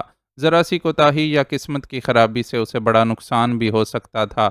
حقیقتاً اس نے جو کچھ کیا تھا وہ عالم جنون میں کیا تھا، ورنہ کوئی ہوش مند آدمی اس طرح کا رسک لینے سے پہلے 10 بار سوچتا ہے۔ اچھل کر اپنی جگہ چھوڑنے کے بعد وہ اگلی جگہ پر بھی ٹھہرا نہیں تھا، بلکہ کسی سپرنگ کی طرح اچھل کر دوبارہ اپنی ٹانگ حرکت میں لایا تھا، اور اس بار ورما اپنے پسٹل سے محروم ہو گیا تھا۔ پسٹل ہاتھ سے نکل کر جانے کہاں گرا تھا، ورما نے اسے تلاش کرنے کی کوشش نہیں کی تھی، اور کسی عقاب کی طرح پلٹ کر اس پر حملہ آور ہوا۔ اس کے حملے سے بچنے کے لیے شہریار نے بائیں جانب جھکائی دی، لیکن پوری طرح خود کو محفوظ نہیں رکھ سکا، اور ورما کی کڑی ہتھیلی کا وار اس کے شانے پر لگا۔ اس کا شانہ جھنجھنا اٹھا، لیکن اس کی کارکردگی میں کوئی فرق نہیں آیا۔ اس نے ورما کی کلائی کو اپنی فولادی گرفت میں لے کر اس طرح جھٹکا دیا کہ ہڈی چٹکنے کی واضح آواز کے ساتھ وہ اڑتا ہوا کمپیوٹر پر جا گرا اور اسے لیتا ہوا فرش پر آ گیا۔ نیچے گرنے سے مانیٹر کی سکرین ٹوٹ گئی اور کرچیاں دور دور تک بکھر گئیں۔ ورما خود ان کرچیوں پر گرا اور بیک وقت کئی کرچیاں جسم میں پیوست ہونے کی وجہ سے کراہ اٹھا، لیکن اس حالت میں بھی اس نے ہار نہ مانی اور اچھل کر ایک بار پھر کھڑا ہو گیا۔ اس بار اس کی ٹانگ نے شہریار کے پیٹ کی مزاج پرسی کی، اور وہ زوردار ضرب کے نتیجے میں الٹ کر ایک صوفے پر جا گرا۔ ورما نے اسے مہلت دیے بغیر اس پر چھلانگ لگائی اور دونوں ہاتھوں میں اس کا گلا تھام کر دبانے کی کوشش کرنے لگا۔ اس کی گرفت خاصی مضبوط تھی۔ شہریار کو اپنا دم گھٹتا ہوا محسوس ہوا۔ اضطراری رد عمل کے طور پر اس نے اپنی انگلیاں ورما کی بائیں آنکھ میں گھونپ دی۔ ورما کے لیے یہ چوٹ ناقابل برداشت ثابت ہوئی۔ وہ زور سے ڈکرایا اور اس کے گلے کو اپنی گرفت سے آزاد کر دیا۔ شہریار کے لیے اتنی مہلت کافی تھی۔ اس نے ورما کو نیچے گرایا اور خود اس کے سینے پر چڑھ کر بیٹھنے کے بعد اسے اپنے گھونسوں کی زد پر رکھ دیا۔ ان فولادی مکوں نے ورما کی کھوپڑی کو ہلا کر رکھ دیا۔ آنکھ کے زخم نے پہلے ہی اسے نڈھال کر دیا تھا۔ مکوں نے برداشت کی حد ختم کر دی اور وہ بے ہوش ہو گیا۔ اس کے بے ہوش ہوتے ہی شہریار اس کے سینے پر سے اترا اور ایک ڈھیر کی صورت میں ایک جگہ پڑے اپنے سامان میں سے نائلون کی رسی اٹھا کر ورما کے ہاتھ پیروں کو اس رسی کی مدد سے اچھی طرح باندھ دیا۔ اس کام سے فارغ ہو کر اس نے اپنا سامان واپس اپنی جیبوں میں منتقل کیا اور ساتھ ہی اپنا اور ورما کا پسٹل بھی اٹھا لیا۔ ورما کو ہوش میں لا کر اس سے دو ہاتھ کرنے سے قبل وہ ایک بار مکان کا جائزہ لینا چاہتا تھا۔ ویسے تو یہ سامنے کی بات تھی کہ اگر ورما کے علاوہ کوئی دوسرا شخص مکان میں موجود ہوتا تو اس ہنگامہ آرائی کے نتیجے میں ضرور متوجہ ہو کر ادھر کا رخ کرتا، لیکن پھر بھی اپنے طور پر تصدیق کرنا ضروری تھا۔ لاؤنج خالی پڑا تھا، کچن میں بھی سناٹا تھا، البتہ کاؤنٹر پر رکھے ایک مشہور ریسٹورنٹ کے برگر کے ڈبوں اور مشروبات کی بوتلوں کو دیکھ کر اندازہ ہو رہا تھا کہ 2 افراد اس ڈنر سے مستفید ہوئے ہیں، یا پھر شاید اکیلا ورما ہی 2 افراد کی خوراک ہضم کر گیا تھا۔ حقیقت کچھ بھی تھی، وہ مکان میں کسی دوسرے شخص کی موجودگی کا امکان محسوس کر کے مزید محتاط ہو گیا۔ جس کمرے میں اس نے ورما کو چھوڑا تھا، اس کے علاوہ مکان میں 2 کمرے مزید تھے۔ اس نے پہلے کمرے کا دروازہ کھول کر اس کا جائزہ لیا۔ کمرہ کسی ذی نفس سے خالی تھا۔ کوئی قابل ذکر فرنیچر بھی موجود نہیں تھا، بس فرش پر کارپٹ بچھا ہوا تھا، چند فلور کشنز وغیرہ رکھ دیے گئے تھے۔ اس نے احتیاطاً پردوں کے پیچھے بھی دیکھ ڈالا، کیونکہ اتنا اندازہ تو وہ کر چکا تھا کہ پہلے کمرے میں جب وہ کھڑکی کے ذریعے داخل ہونے کے بعد اسے خالی سمجھ کر دروازے کی طرف بڑھنے کی غلطی کر بیٹھا تھا، اس وقت ورما پردے کے پیچھے چھپا ہوا تھا اور چپکے سے باہر نکل کر اسے قابو میں کر لیا تھا۔ با احتیاط پردوں کے پیچھے جھانک لینے کے بعد بھی جب اسے وہاں کوئی نہ ملا تو وہ اس کمرے سے نکل کر اگلے اور آخری کمرے کی طرف بڑھ گیا۔ ہینڈل دبا کر دروازہ کھولتے ہی اسے پہلی نظر میں نیلگوں روشنی میں بستر پر محو استراحت نیم عریاں لڑکی نظر آ گئی۔ لڑکی شاید گدھے گھوڑے سب بیچ کر سو رہی تھی، اس لیے اسے مکان کے اندر ہونے والے کسی واقعے کی خبر نہیں ہو سکی تھی۔ شہریار پھرتی سے اس کے قریب پہنچا اور پسٹل کی نال اس کی کنپٹی پر رکھ دی۔ لڑکی کی طرف سے کوئی رد عمل ظاہر نہ ہوا اور وہ اسی طرح گہری نیند سوتی رہی۔ اے اٹھو، شہریار نے اس کا بازو پکڑ کر جھنجھوڑا۔ سونے دو نا، پہلے ہی تم پیمنٹ سے ڈبل وصول کر چکے ہو اور اب پھر تنگ کر رہے ہو، بڑے گندے آدمی ہو۔ اس نے آنکھیں نہیں کھولیں، البتہ جھنجھلا کر جو کچھ بولی اس سے شہریار نے اندازہ لگا لیا کہ وہ کوئی کال گرل ہے جسے ورما شب بسری کے لیے لایا ہے اور خوب اچھی طرح نچوڑ ڈالا ہے۔ اس نے ایک بار پھر لڑکی کا جائزہ لیا اس کے نقش و نگار خوبصورت تھے، لیکن ساتھ ہی چہرے پر ایسی کرختگی پائی جاتی تھی جو پیشہ ور عورتوں کا خاصہ ہوتی ہے۔ قریب سے دیکھنے پر اس کی عمر کے بارے میں بھی اسے اندازہ ہو رہا تھا کہ وہ کوئی نوعمر لڑکی نہیں بلکہ 35-40 کے درمیان کی پختہ عورت ہے، جس نے اپنے آپ کو اس حد تک سنبھال کر رکھا ہوا ہے کہ کم از کم جسمانی ساخت کے اعتبار سے لڑکی ہی محسوس ہو رہی تھی۔ شہریار نے ایک بار پھر اسے اٹھانے کی کوشش کی۔ او یار، میں نہیں اٹھ سکتی، میں نے انجیکشن لگا لیا ہے، اب صبح ہی اٹھوں گی، اس نے بند آنکھوں کے ساتھ ہی کہہ کر کروٹ بدل لی تو شہریار کو حقیقت سمجھ میں آئی۔ وہ عورت شاید کسی قسم کے نشے کی عادی تھی اور وہ نشہ لے چکی تھی، اس لیے ارد گرد سے غافل تھی۔ اس کے اور ورما کے درمیان ہونے والی جھڑپ کی آوازیں اگر اس کے کانوں تک پہنچی بھی ہوں گی تو اس نے نشے میں دھت ہونے کے باعث وجہ جاننے کی کوشش نہیں کی ہوگی۔ اس کی طرف سے قدرے مطمئن ہو کر اس نے ارد گرد کا جائزہ لیا اور پھر الماری کی طرف بڑھ گیا۔ الماری کھول کر ذرا سا جائزہ لینے پر اسے ایک دراز میں رکھی ٹائیاں نظر آ گئیں۔ اس نے 2 ٹائیوں کو نکالا اور اس کی مدد سے عورت کے ہاتھ پیر باندھ دیے۔ اب وہ اس لائق نہیں رہی تھی کہ بستر سے اٹھ کر اس کے کسی کام میں مداخلت کر سکتی۔ مزید احتیاط کے طور پر اس نے باہر نکل کر کمرے کا دروازہ بھی باہر سے بند کر دیا۔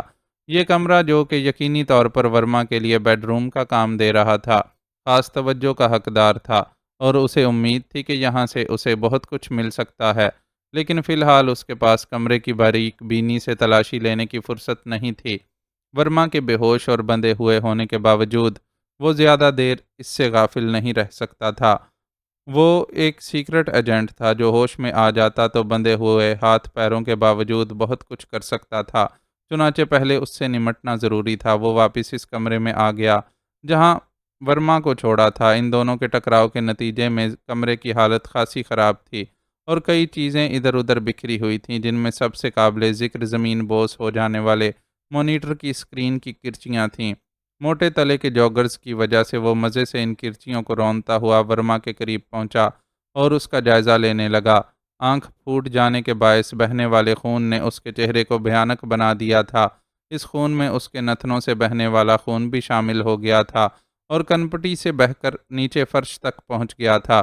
حقیقتاً اس نے ورما کو بہت بے دردی سے مارا تھا اور ناک کے ساتھ ساتھ اس کا جبڑا بھی متاثر نظر آ رہا تھا، لیکن اپنے اس جنون پر اسے کوئی ندامت نہیں ہوئی تھی۔ اس کے نزدیک ورما ایک ایسا شخص تھا جس کی بوٹی بوٹی بھی الگ کر دی جاتی تو کوئی گناہ نہیں ہوتا، کیونکہ وہ شخص تھا جس کے حکم پر لمحوں میں انسانی جسموں کے چیتھڑے اڑا دیے جاتے تھے اور جو معصوم بے گناہ لڑکیوں کو اپنی خونی دیوی کی بھینٹ چڑھاتے ہوئے ذرا ہچکچاہٹ کا شکار نہیں ہوتا تھا۔ ورما پر ایک نفرت بری نظر ڈالتا ہوا وہ ملحقہ باتھ روم تک گیا اور وہاں سے آدھی بالٹی پانی بھر لایا۔ اس پانی کو اس نے پورے کا پورا ورما پر انڈیل دیا۔ پانی پڑتے ہی وہ جھرجھری سی لے کر ہوش میں آیا اور اپنی سلامت رہ جانے والی اکلوتی آنکھ کو کھول کر دیکھا۔ کون ہو تم اور کیا کرنے آئے ہو؟ شہریار پر نظر پڑتے ہی اس نے پوچھا۔ یہ تو مجھے تم سے پوچھنا چاہیے کہ تم کون ہو اور میرے وطن میں کیا کرنے آئے ہو؟ شہریار نے تلخی سے اسے جواب دیا۔ اوہ، تم کوئی سیکرٹ ایجنٹ ہو۔ میں نے غلطی کی کہ تمہیں کوئی چور اچکا سمجھا اور آسانی سے اندر آنے دیا، ورنہ اس وقت میری جگہ تم یہاں پڑے ہوتے۔ ورما نے نفرت انگیز لہجے میں جواب دیا۔ یعنی تم شروع سے جانتے تھے کہ میں تمہارے گھر میں گھسا ہوں؟ بالکل، اس مکان میں مختلف مقامات پر کلوز سرکٹ کیمرے موجود ہیں اور جیسے ہی کوئی کھلے گیٹ کے علاوہ کسی راستے سے مکان میں داخل ہونے کی کوشش کرتا ہے، میری رسٹ واچ میں فکس ایک ڈیوائس اشارہ دے دیتی ہے۔ تم نے بھی جب بیرونی دروازے پر چڑھنے کی کوشش کی تو مجھے اشارہ مل گیا۔ میں سوتے سے اٹھ کر اس کمرے کی طرف دوڑا اور کمپیوٹر کی سکرین پر تمہاری ایک ایک حرکت کا جائزہ لیتا رہا۔ تم کھڑکی سے اندر آنے کے خواہش مند تھے، میں نے تمہاری خواہش پوری کر دی اور جان بوجھ کر اس کمرے کی کھڑکی کا لاک کھول دیا۔ تم چور کی بجائے کچھ اور ہو، اس بات کا اندازہ اس وقت ہوا جب تم نے خاموشی سے تلاشی دیتے دیتے اچانک پلٹ کر حملہ کر دیا۔ تمہارے لڑنے کے انداز نے مجھے بتا دیا کہ تم کوئی تربیت یافتہ آدمی ہو اور میں انجانے میں تمہیں ڈھیل دینے کی غلطی کر چکا ہوں۔ ورما نے اسے جواب دیا۔ تمہارا یہ جواب ایک طرح سے اعترافی بیان ہے کہ تم غیر ملکی سیکرٹ ایجنٹ ہو۔ شہریار نے اس کی بات سن کر نفرت انگیز لہجے میں کہا۔ تم کچھ بھی کہہ لو، کیا فرق پڑتا ہے؟ ویسے بھی اپنی سرزمین پر غیر ملکی سیکرٹ ایجنٹوں کا وجود تمہارے لیے کوئی انوکھی بات تو نہیں ہے۔ یہاں اتنی بڑی تعداد میں مختلف ملکوں کے ایجنٹوں کا جال بچھا ہوا ہے کہ تم اپنے پڑوسی بلکہ سگے بھائی کے بارے میں بھی یقین سے نہیں کہہ سکتے کہ وہ تمہارے ملک کا وفادار ہے یا غدار۔ ورما نے ایک تلخ حقیقت بیان کی۔ یہ اس ملک کا المیہ تھا کہ اس پر بسنے والے ہی اس کی جڑیں کھوکھلی کرنے پر تلے ہوئے تھے۔ غیر ملکی خفیہ ایجنسیوں کا وجود کسی ملک میں ہونا اتنی خطرناک بات نہیں تھی جتنا اس ملک کے اپنے باسیوں کا ان ایجنسیوں کے لیے کام کرنا۔ پیسے بلکہ بے تحاشا پیسے کی چمک لوگوں کے ایمان کو اس طرح ڈگمگا دیتی ہے کہ وہ اپنے ضمیر سمیت مادر وطن کا سودا کرنے میں کوئی حرج نہیں سمجھتے تھے۔ غداروں اور دشمنوں کو نیست و نابود کرنا ہی میری زندگی کا مشن ہے۔ جیسے میں تجھ تک پہنچا ہوں ویسے ہی دوسروں تک بھی پہنچ جاؤں گا۔ مجھے تانے دینے کی بجائے فی الحال تو اپنی خیر منا۔ ورما سے بے تحاشا نفرت تو اپنی جگہ تھی ہی۔ اس وقت اس کی بکواس سن کر وہ اور بھی طیش میں آ گیا اور ایک لات گھما کر اسے رسید کی۔ خیر میں نہیں، تم مناؤ۔ تم مجھے زیادہ سے زیادہ اتنا ہی نقصان پہنچا سکتے ہو کہ میری جان لے لو، لیکن اس کارنامے کے بعد خود تمہیں صحیح سلامت یہاں سے نکلنا نصیب نہیں ہوگا۔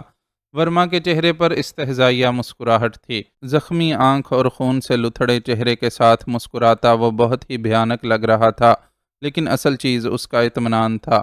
مخالف حالات کے باوجود وہ پریشان نظر نہیں آ رہا تھا، بلکہ ایسا لگ رہا تھا کہ وہ شہریار کے ہاتھوں نہیں بلکہ شہریار اس کے ہاتھوں زیر ہوا پڑا ہو۔ اس بات نے شہریار کو چونکا دیا۔ وہ اپنے ارد گرد خطرے کی بو محسوس کرنے لگا۔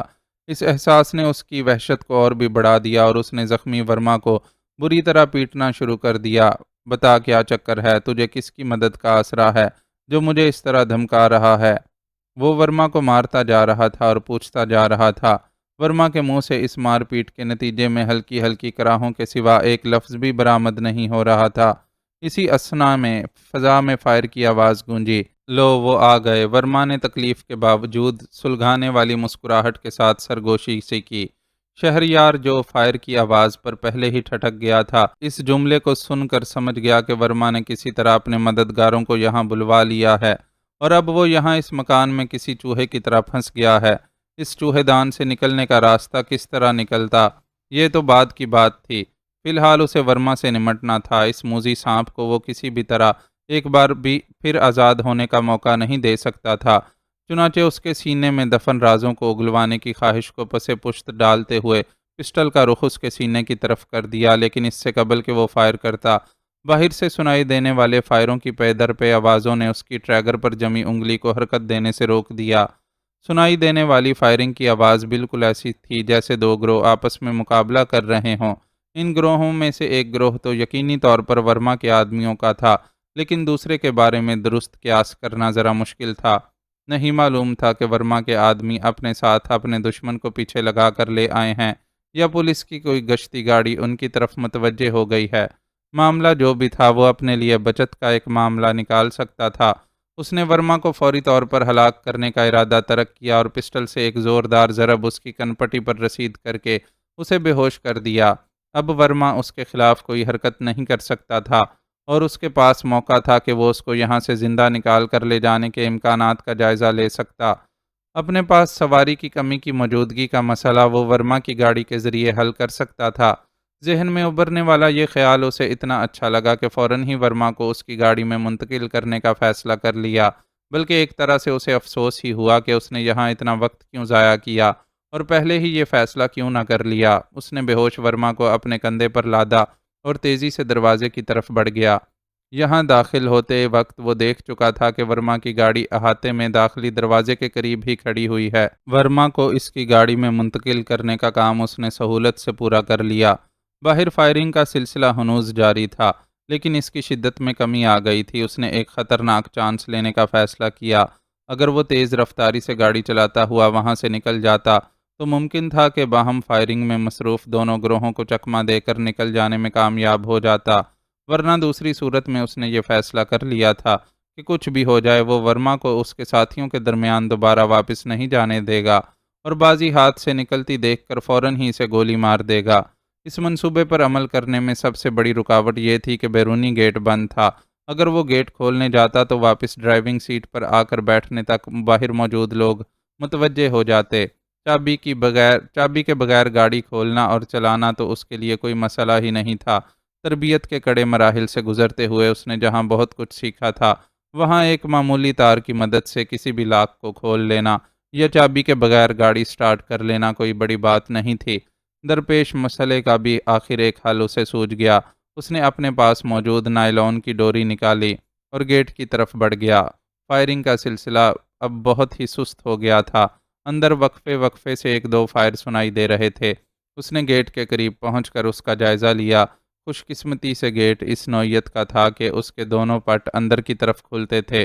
اس نے گیٹ پر لگا ہوا اوپری بولٹ اور درمیان میں موجود کنڈی کھولی اور نائلون کی رسی کا ایک سرا کنڈی سے باندھنے کے بعد دوسرے سرے پر موجود آنکڑے کو دروازے کے دوسرے پٹ میں اٹکا دیا۔ رسی خاصی بڑی تھی اور وہ اسے آرام سے گاڑی تک لے جا سکتا تھا۔ اس کا پروگرام تھا کہ گاڑی میں بیٹھ کر اسے سٹارٹ کرنے کے بعد رسی کھینچ کر گیٹ کے دونوں پٹ اندر کی طرف کھینچ کر کھول دے گا اور گاڑی کو تیزی سے نکال کر لے جائے گا۔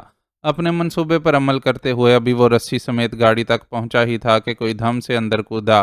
اس نے اضطراری رد عمل کے طور پر فوراً ہی پسٹل کا رخ اس کی طرف کر دیا۔ CFP، وہ شخص فوراً ہی بلند آواز میں بولا، تو شہریار کا پسٹل والا ہاتھ جھک گیا اور ہونٹوں سے اطمینان بھری سانس خارج ہوئی۔ باہر متصادم گروہوں کے بارے میں اب سارے شکوک دور ہو گئے تھے۔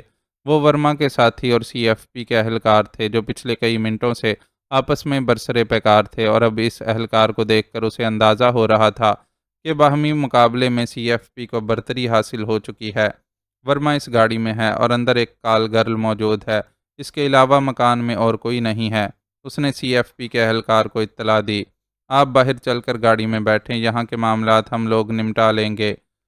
اہلکار نے سپاٹ لہجے میں جواب دیا تو وہ تذبذب کا شکار ہو گیا۔ ورما کو چھوڑ کر جانا اس کے لیے مشکل تھا، لیکن موجودہ حالات میں خود اس کی پوزیشن خاصی آکورڈ ہو گئی تھی۔ اپنے تئیں وہ نہایت خاموشی سے ایک مشن انجام دینے چلا تھا، لیکن یہاں ٹھیک ٹھاک ہنگامہ کھڑا ہو گیا تھا، اور ظاہر تھا کہ اگر CFP والے اس معاملے میں دخل نہ دیتے تو وہ انجانے میں ورما کے ساتھیوں کے ہاتھوں مارا جاتا۔ جوش میں یہاں آتے ہوئے وہ جاننے کے باوجود اس بات کو فراموش کر چکا تھا کہ CFP کے اہلکار ورما کی نگرانی پر مامور ہیں۔ وہ یہاں پہنچا تھا تو ارد گرد کوئی نظر بھی نہیں آیا تھا، لیکن حقیقتاً وہ خود ان لوگوں کی نظروں میں آ گیا تھا، اور بعد میں انہوں نے سچویشن بگڑتی دیکھ کر دخل اندازی کر کے اسے تحفظ فراہم کیا تھا۔ بالآخر اس نے اہلکار کی بات ماننے کا فیصلہ کر لیا اور باہر کا رخ کر لیا۔ باہر دو تین گاڑیاں نظر آ رہی تھیں۔ اس کی ایک گاڑی کی طرف رہنمائی کر دی گئی۔ وہ گاڑی کے قریب پہنچا تو اندر بیٹھے عمر فاروق کو دیکھ کر جسم میں سنسناہٹ سی دوڑ گئی۔ شاید وہ واحد شخص تھے جن کا بے حد احترام کرنے کے ساتھ ساتھ وہ دل ہی دل میں ان سے مرعوب بھی تھا، اور ان کے سامنے جواب دہی کو آسان نہیں سمجھتا تھا۔ بیٹھو، انہوں نے اسے دیکھ کر ایک لفظی حکم دیا جس کی اس نے پھرتی سے تعمیل کی۔ اس کے گاڑی میں بیٹھتے ہی گاڑی آگے بڑھ گئی۔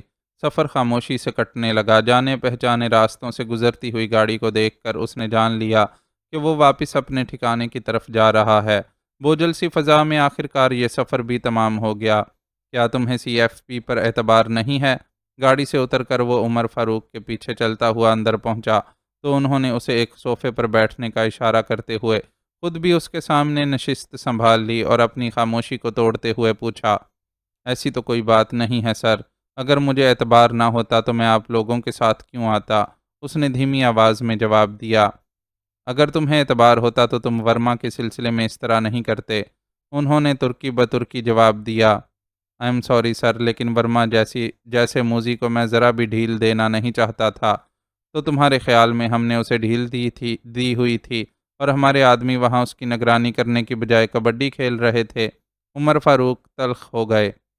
میرا یہ مطلب نہیں تھا، لیکن میں سمجھتا ہوں کہ میں ورما کو آپ لوگوں سے زیادہ بہتر جانتا ہوں۔ اگر اسے ذرا بھی شک ہو جاتا کہ اس کی نگرانی ہو رہی ہے تو وہ آپ کے آدمیوں کو چکمہ دے کر نکل جاتا، اور میں دوبارہ اس کے غائب ہونے کا رسک نہیں لے سکتا تھا۔ اس نے صفائی پیش کی، تمہارا مسئلہ یہ ہے شہریار کہ تم اس جنگ میں صرف ملکی مفاد میں نہیں، ذاتی انتقام کی خاطر بھی اترے ہو۔ شاید لاشعوری طور پر ورما سے تمہارے اناد میں وہ قلبی نفرت بھی شامل ہے جو تم اپنی بھتیجی اور کزن کی موت کے باعث اس سے کرتے ہو، اور وہ نفرت تم سے کہتی ہے کہ ورما کو نیست و نابود کر ڈالو۔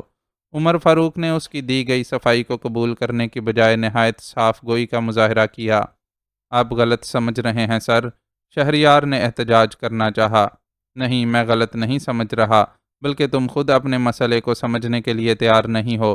تم انسان ہو شہریار، اور بے شک ایک اچھے انسان ہو، لیکن بشری کمزوریوں سے انکار نہیں کر سکتے۔ مجھے تمہاری حب الوطنی پر کوئی شک نہیں ہے، لیکن تم تسلیم کرو یا نہ کرو، یہ حقیقت ہے کہ تمہارا جذبہ حب الوطنی بھی تمہارے اندر بھڑکتی ذاتی انتقام کی آگ سے متاثر ہوئے بغیر نہیں رہ پاتا، ورنہ تم عقل سے کام لیتے ہوئے اس بات کو سمجھتے کہ ہم نے ورما کو فوری گرفتار کرنے کے بجائے اس کی نگرانی پر کیوں اکتفا کر رکھا ہے۔ ہم کوشش کر رہے تھے کہ اس طرح اور لوگوں کو بھی ٹریس کر سکیں۔ اس کے علاوہ ہمارے سامنے سلو والا معاملہ بھی تھا۔ موہنی کی موت کو ہم نے چاہے کتنا بھی حادثاتی رنگ دینے کی کوشش کی ہو، لیکن یہ ضروری تو نہیں کہ اس کے آقاؤں نے 100% اس بات کا یقین کر لیا ہو کہ وہ حادثے کا شکار ہوئی ہے۔ ان حالات میں ورما کے خلاف ہونے والی کارروائی انہیں مزید چونکا دے گی۔ ہو سکتا ہے وہ سلو کو واپس بھجوانے کا ارادہ ہی ملتوی کر دیں، اور تم جانتے ہو کہ سلو کا نظر میں رہنا کتنا ضروری ہے۔ اس کے احتجاج کو خاطر میں لائے بغیر عمر فاروق بولتے چلے گئے۔ اس بار اس نے کچھ نہیں کہا اور سر جھکا لیا۔ شاید وہ خود بھی دل ہی دل میں اپنا تجزیہ کر رہا تھا اور کسی حد تک ان سے متفق تھا۔ ادھر عمر فاروق کی بات جاری تھی۔ تم میری اس بات سے اس لیے بھی اختلاف نہیں کر سکتے کہ میں شروع سے ہی تمہاری کیفیت سمجھ رہا ہوں۔ تم مجھے اپنا ٹرینر ہی نہیں، نبض شناس بھی سمجھو، اور اس کا ثبوت یہ ہے کہ جب تم یہاں سے نکل کر ورما کی رہائش گاہ کی طرف گئے تھے تو میں مستقل تمہارے پیچھے تھا۔ تم کس طرح اندر داخل ہوئے میں نے وہ بھی دیکھا، اور کون سی غلطیاں کیں یہ بھی میری نظر سے چھپی نہیں رہیں۔ تم جوش میں تھے، اس لیے تمہیں ہوش نہیں رہا کہ ورما جیسا ایجنٹ جو پہلے ایک بار تمہارے ہاتھوں ذکر اٹھا چکا ہے، بغیر کسی قسم کے حفاظتی اقدامات کے کیسے کسی جگہ رہ رہا ہوگا۔ اندر کی سچویشن کا میں تمہارے بتائے بغیر بھی اندازہ لگا سکتا ہوں، اور اس بات پر خوش بھی ہوں کہ میری تربیت بالکل رائے گاہ نہیں گئی، اور تم نے مشکل حالات میں بھی اتنے بھرپور طریقے سے جدوجہد کی کہ ورما کو زیر کر لینے میں کامیاب ہو گئے۔ لیکن ساتھ ہی تمہارے لیے بہت بڑا خطرہ پیدا ہو چکا تھا۔ اگر میں اور دوسرے ساتھی باہر موجود نہ ہوتے تو تم ورما کے ساتھیوں کے ہاتھوں مارے جاتے۔ وہ لوگ پوری تیاری کے ساتھ آئے تھے۔ خوش قسمتی سے انہیں اندازہ نہیں تھا کہ باہر ہم لوگ موجود ہیں۔ ان کی بے خبری میں ہم نے ان پر حملہ کیا، پھر بھی کافی مقابلے کے بعد انہیں زیر کر سکے۔ شاید ورما کے پاس کوئی آپریٹس تھا جس کی مدد سے اس نے اپنے ساتھیوں کو کال کر لیا تھا۔ اس نے مجھے دھمکی دی تھی کہ میں اسے زیر کر لینے کے باوجود وہاں سے نکلنے میں کامیاب نہیں ہو سکوں گا۔ عمر فاروق کے تفصیلات بیان کرنے پر اس نے بھی اپنا اندازہ بیان کیا۔ یقیناً ایسا ہی ہوگا، انہوں نے تائید کی۔ یہ جدید ایجادات کا دور ہے، اور مختلف ملکوں کے سیکرٹ ایجنٹس سے نمٹتے ہوئے ہم نے بارہا انہیں ایسی ایجادات سے فائدہ اٹھاتے ہوئے دیکھا ہے۔ جہاں تک میرا اندازہ ہے تم نے ورما کو بے بس کر کے باندھنے کے ساتھ اس کی مکمل تلاشی لینا ضروری نہیں سمجھا ہوگا، یا اگر تلاشی لی بھی ہوگی تو ہتھیاروں وغیرہ پر ہی توجہ مبذول کر رکھی ہوگی۔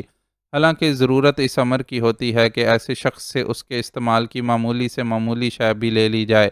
رسٹ واچ، کف لنکس، والیٹ یا پین، کسی بھی شے میں ایسی کوئی چھوٹی ڈیوائس فٹ کر دینا جس کے ذریعے ضرورت کے وقت اپنے ساتھیوں سے رابطہ کیا جا سکے یا انہیں کوئی اشارہ دیا جا سکے، اب ایک عام سی بات ہو چلی ہے۔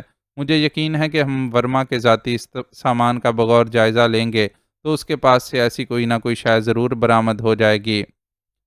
I am extremely sorry sir, آپ کی باتیں سن کر مجھے اپنی غلطیوں کا بھرپور احساس ہو گیا ہے۔ میں ابھی بس خام ہوں، جسے کندن بننے کے لیے ابھی آپ سے مزید تربیت لینے کی ضرورت ہے۔ شرمندہ سے شہریار نے اس بار کھل کر اپنی غلطی کا اعتراف کر لیا۔ نہیں ینگ مین، نہیں، میں سمجھتا ہوں کہ تمہاری غلطیوں کے پیچھے تمہاری تربیت میں کمی سے زیادہ تمہارے جذبات کے اندھے پن کا زیادہ دخل ہے۔ اگر تم غصے اور طیش میں نہ ہوتے تو اس سے کہیں اچھی کارکردگی کا مظاہرہ کرتے۔ پھر بھی مجھے خوشی ہے کہ تم نے مشکل حالات کے باوجود ورما کو زیر کر لیا تھا۔ انہوں نے اصل مسئلہ بیان کرتے ہوئے ایک بار پھر اس کی کارکردگی کو سراہا۔ جو بھی بات ہو، لیکن میں آپ سے شرمندہ ہوں، اس لیے کہ میرے رویے کو آپ نے سی ایف پی پر بے اعتباری سے تعبیر کیا، حالانکہ میرے ذہن میں دور دور تک ایسا کوئی خیال نہیں تھا۔ اس نے ایک بار پھر معذرت خواہانہ انداز میں کہا، جانے دو، یہ کوئی مسئلہ نہیں ہے، لیکن تمہارے جذباتیت نے ایک بڑا نقصان کیا ہے۔ کہ تم CFP کے جوانوں کی نظر میں آ گئے ہو، جبکہ ہماری خواہش تھی کہ مکمل طور پر تبدیلی کا عمل پورا ہو جانے پر ہی تم یہاں سے نکلو اور اپنا کام شروع کرو۔ وہ بغیر طیش ظاہر کیے اس کی ایک اور حماقت کو سامنے لائے تو وہ حقیقتاً بے پناہ شرمندگی میں ڈوب گیا۔ اسے اچھی طرح اندازہ تھا کہ اسے تبدیلی کے مراحل سے گزارنے کے لیے کتنا کثیر سرمایہ خرچ کیا جا رہا ہے، اور اس کی معمولی سی حماقت اس سرمایہ کو ڈبو سکتی ہے۔ شرمندگی اتنی تھی کہ وہ اس بار معذرت بھی نہیں کر سکا، لیکن دل میں عہد ضرور کیا کہ آئندہ ممکنہ حد تک ان مخلص لوگوں کا تابع دار رہے گا اور کسی بھی حکم یا ہدایت سے روگردانی کرنے کی غلطی نہیں کرے گا۔ ایک معاملہ بگڑ گیا سو بگڑ گیا۔ ورما کی خفیہ نگرانی سے شاید ہم زیادہ فوائد حاصل کر سکتے تھے، لیکن اب جب کہ وہ ہماری کسٹڈی میں ہے تو بھی کچھ نہ کچھ تو اس سے اگلوا ہی لیں گے۔ اصل مسئلہ یہ ہے کہ ہمارے پاس لامحدود وسائل اور نفری نہیں ہے، لیکن مسائل ہر طرف ہیں۔ اظفر اور اس کی ٹیم کو ہم نے پیر آباد کے ساتھ والے جنگل میں بھیجا تھا اور وہاں سے ہمیں ان کی لاشیں موصول ہوئیں۔ بظاہر وہ سب حادثے کا شکار ہوئے اور جنگلی جانوروں کا نشانہ بن گئے، لیکن پوسٹ مارٹم کی رپورٹ کچھ اور کہہ رہی ہے۔ ان لوگوں کی موت تو بے شک جنگلی کتوں کے حملے سے ہوئی ہے، لیکن ایسے آثار ملے ہیں جن سے لگتا ہے کہ موت سے قبل ان پر بے ہوش کر دینے والی کسی گیس یا دوا کا استعمال کیا گیا تھا، اور ظاہر ہے یہ کام انسان ہی کر سکتے ہیں۔ یعنی اظفر اور اس کے ساتھیوں کے قتل کو جان بوجھ کر حادثاتی رنگ دینے کی کوشش کی گئی ہے، ورنہ موت کے وقت وہ بیچارے بے ہوش تھے۔ بے ہوش ہونے کی وجہ سے وہ لوگ اپنے دفاع کے لیے کچھ نہیں کر پائے اور بے بسی کی موت مر گئے۔ ان کے ساتھ جانے والے ڈرائیور کے آخری الفاظ بھی بہت معنی خیز ہیں۔ چودھری اور افیون کے حوالے سے کئی قسم کے اندازے لگائے جا سکتے ہیں۔ ان میں سے ایک اندازہ یہ ہے کہ شاید شہر والی فیکٹری میں ریڈ کے بعد چودھری نے جنگل میں افیون سازی کے لیے کوئی ٹھکانہ بنا لیا ہے، اور اس ٹھکانے کی حفاظت کے لیے وہ قتل و غارت گری سے کام لے رہے ہیں۔ ہمارے لیے یہ حالات بڑے پیچیدہ ہیں۔ اظفر اور اس کے ساتھ جانے والے اہلکار بہت ہوشیار اور بہادر تھے، اور ان کے اتنی آسانی سے نشانہ بن جانے پر ہم سب کو سخت تشویش ہے۔ ہم اب ان جیسی کوئی ٹیم وہاں بھیجنے کی غلطی نہیں کر سکتے، کیونکہ یہ صاف ظاہر ہو چکا ہے کہ کسی تحقیقاتی ٹیم کو کور بھی انہیں محفوظ نہیں رکھ سکتا۔ اس کے بعد ہمارے پاس دو راستے بچتے ہیں۔ ایک یہ کہ کسی کے بھی علم میں لائے بغیر وہاں خفیہ طور پر ٹیم بھیجیں، لیکن ایسی ٹیم کے لیے حالات اس لیے زیادہ مخدوش ہوں گے کہ مقامی افراد کی مدد کے بغیر جنگل میں گھسنا خطرے کو دعوت دینا ہے۔ ہمارے لوگوں میں سے فی الحال کوئی ایسا نہیں ہے جو جنگلی حیات کا بھی ماہر ہو اور وہاں کام کر سکے، اس لیے میں تو کم از کم کسی ٹیم کو وہاں بھیجنے کی حماقت نہیں کر سکتا۔ اب رہ جاتا ہے دوسرا راستہ، یعنی جنگل میں باقاعدہ آپریشن کرنے کا۔ تو یہ اس لیے مشکل ہے کہ ہم کسی واضح ثبوت کے بغیر اتنا بڑا آپریشن کروانے کے متحمل نہیں ہو سکتے۔ اس قسم کے آپریشن کے لیے بڑے وسائل اور نفری درکار ہوتی ہے، اور ڈاکوؤں کی سرکوبی کے لیے جو آپریشن ہوا تھا، اسے اتنا زیادہ عرصہ نہیں ہوا کہ ہم پولیس ڈپارٹمنٹ کو دوبارہ اس کام کے لیے آمادہ کر سکیں۔ وہ اپنی ساری ناراضگی بھلا کر اب دوستانہ انداز میں مسائل کو ڈسکس کر رہے تھے۔ آپ صحیح کہہ رہے ہیں، اگر ہماری طرف سے ایسی کوئی درخواست کی گئی تو پولیس ڈپارٹمنٹ کا موقف ہوگا کہ حال ہی میں تو جنگل میں آپریشن ہوا تھا، اور اگر وہاں کوئی مشکوک سرگرمی جاری تھی تو اسے آپریشن کے دوران نظر میں آ جانا چاہیے تھا۔ اس نے عمر فاروق کی بات سے اتفاق کیا، پھر کچھ یاد آ جانے پر چونک کر بولا، مجھے یاد پڑتا ہے کہ اس آپریشن کے وقت ایک جوگی نما شخص خود بخود ہی پولیس والوں سے آ کر ملا تھا، اور اس نے پیشکش کی تھی کہ وہ پولیس والوں کو سیدھے ڈاکوؤں کے ڈیرے تک رہنمائی کرا دے گا۔ ایسا ہوا بھی تھا، اور پولیس کو ڈاکوؤں تک پہنچنے کے لیے بالکل بھی پریشانی نہیں اٹھانی پڑی تھی۔ یعنی وہ جنگل میں ادھر ادھر بھٹکے بغیر سیدھے مخصوص علاقے میں پہنچے تھے، اور سارا جنگل چھان مارنے کی ضرورت نہیں پڑی تھی۔ بعد میں مفرور ڈاکوؤں کی تلاش میں بھی جو آپریشن ہوا تھا وہ بھی محدود پیمانے پر ہوا تھا۔ اس وقت تو مجھے کوئی شک نہیں ہوا، لیکن اب احساس ہو رہا ہے کہ آپریشن کو محدود رکھنے کے لیے جان بوجھ کر وہ مخبر پولیس تک پہنچایا گیا تھا۔ دوسرے الفاظ میں ڈاکوؤں کو بلی چڑھا کر کوئی ان سے زیادہ اہم شے چھپائی گئی تھی، اور یہ بات بھی واضح ہے کہ جنگل میں بسنے والے ڈاکوؤں کی سرپرستی بھی چودھری کرتا ہے، اور وہاں جو گڑبڑ ہے وہ بھی اسی کی سرپرستی میں ہو رہی ہے۔ وہ حالات کا بالکل ٹھیک تجزیہ کر رہا تھا۔ یو آر رائٹ، لیکن مسئلہ یہ ہے کہ چودھری امریکہ جا کر بیٹھا ہوا ہے، اس لیے فی الحال ہم اس پر ہاتھ نہیں ڈال سکتے۔ عمر فاروق نے اس سے اتفاق کرتے ہوئے پیشانی مسلتے ہوئے کہا، چودھری پر ہاتھ نہیں ڈال سکتے تو کیا ہوا؟ اس کے گرگے تو ہمارے سامنے ہیں، ان میں سے کسی اہم مہرے کو قابو میں کریں اور اس کی زبان کھلوائیں۔ اس طریقے سے مجھے امید ہے کہ ہم کسی بڑے جھنجٹ میں پڑے بغیر زیادہ معلومات حاصل کر سکیں گے۔ اس نے مشورہ دیا جو عمر فاروق کے دل کو بھی لگا۔ تم ٹھیک کہہ رہے ہو، میں ذیشان سے یہ معاملہ ڈسکس کروں گا۔ تم اب جاؤ اور آرام کرو، رات کا بہت تھوڑا حصہ ہی باقی بچا ہے، صبح سے پھر تمہیں اپنی روٹین پر عمل کرنا ہوگا۔ اس سے اتفاق کرتے ہوئے انہوں نے شفقت بھرے لہجے میں حکم دیا تو اس نے فوراً ہی اپنی جگہ چھوڑ دی۔ شہریار، وہ ابھی دروازے کے قریب ہی پہنچا تھا کہ ان کی پکار نے اسے پلٹنے پر مجبور کر دیا۔ یس سر، تم ہمارے لیے بہت قیمتی ہو بیٹا، ہم تمہیں میدان جنگ میں اتارنے کے لیے تیار ضرور کر رہے ہیں، لیکن ہمیں تمہاری سلامتی بھی عزیز ہے۔ تم نڈر اور بہادر ہو، یہ اچھی بات ہے، لیکن پھر کبھی خود کو اس طرح اندھے خطرے میں ڈالنے کی حماقت نہیں کرنا، خصوصاً اس وقت تک جب تک تمہیں اجازت نہیں دی جاتی۔ تمہیں ابھی بہت کچھ کرنا ہے، اور تمہارے جیسا شخص اپنے ٹیلنٹ کے مطابق کام کیے بغیر ضائع ہو جائے، اس سے زیادہ افسوسناک بات کیا ہوگی؟ ان کے انداز میں اس کے لیے محبت ہی محبت تھی۔ اس محبت پر اس نے اپنا دل گداز ہوتا محسوس کیا۔ بہت سے رشتوں سے محروم ہو جانے کے باوجود وہ خوش قسمت تھا کہ محبت سے کبھی محروم نہیں رہا، اور وہ کسی نہ کسی شکل میں اسے ملتی رہی تھی۔ آپ بے فکر رہیں، اب آپ کو ایسی کوئی شکایت نہیں ہوگی۔ اپنے اندرونی جذبات پر قابو پا کر اس نے انہیں جواب دیا اور تیزی سے باہر نکل گیا۔ معزز ناظرین و سامعین، لائک، کمنٹس اور شیئر ضرور کریں، شکریہ۔